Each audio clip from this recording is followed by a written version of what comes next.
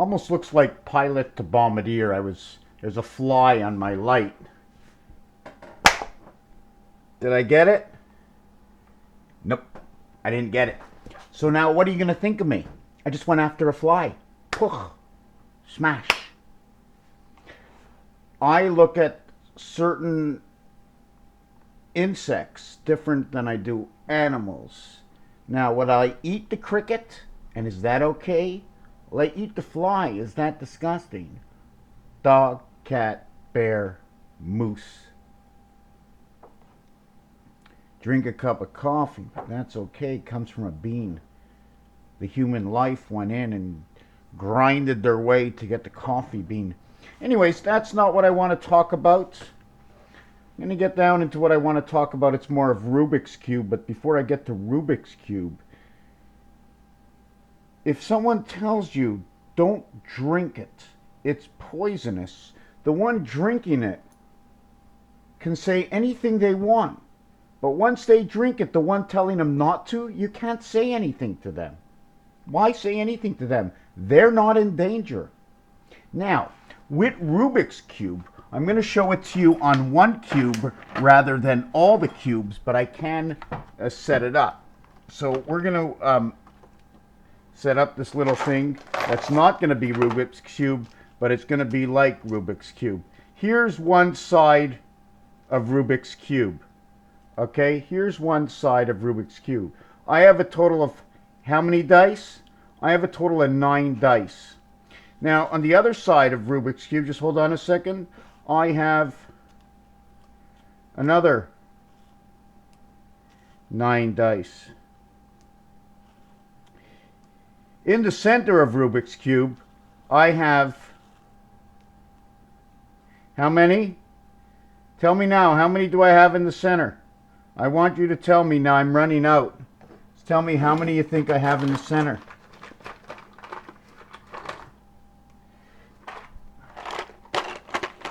Well, I'm running out. Okay. I've got another one. Now what I'm going to do is I'm going to take this one and I'm going to put it in the center. And then I'm going to put this one. And I'm going to move it in here.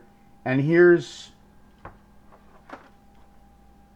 Rubik's Cube. Now you ask yourself, the question is, what is 1 and 6? Because I often speak of 1 and 6 being the half-life.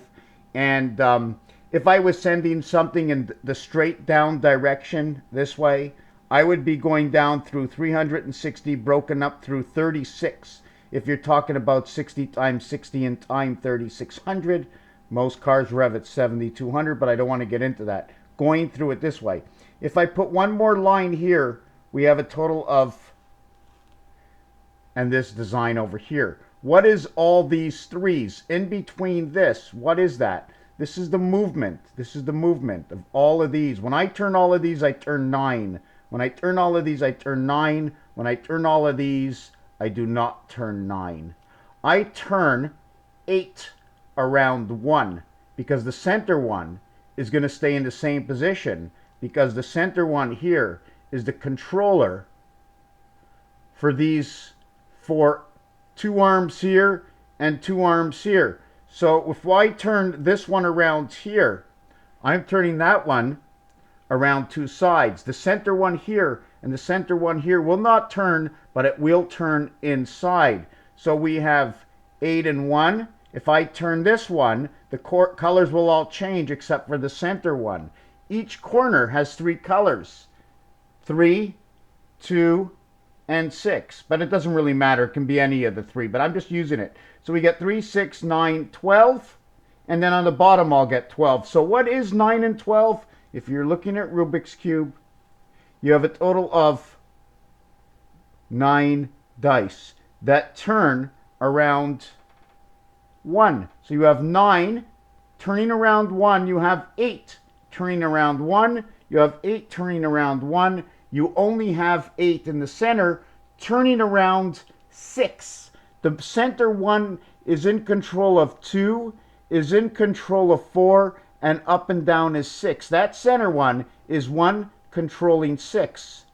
8 turning around 1, 8 turning around 1, 8 turning around 1, the one that you'll never see, the one in the center. So this is all I wanted to talk about. So now, what is 1 and 8? What is 1 and 6? What is 9, 8, and 9? It's the motion of the Rubik's Cube. Now, should there be more separation in Rubik's Cube? Like, are all these too close together? Should we have separation like we show you on the telephone? You know the 9 numbers on the telephone? Right? We have 9 numbers on the telephone, but we have space in between. Right? Let me show you just for the fun of it. 1, 2, 3, 4,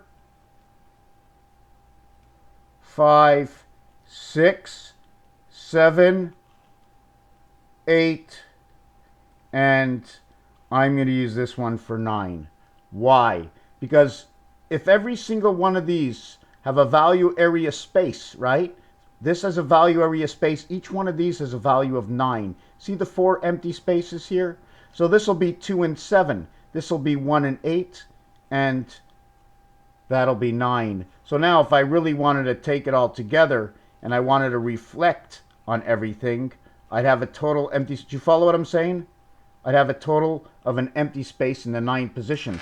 So now if I had the total empty space in the 9th position, are you following me? Are you lost? Total empty space in the 9th position. I need a pen. So here is 9. And then 1, 2, 3, right?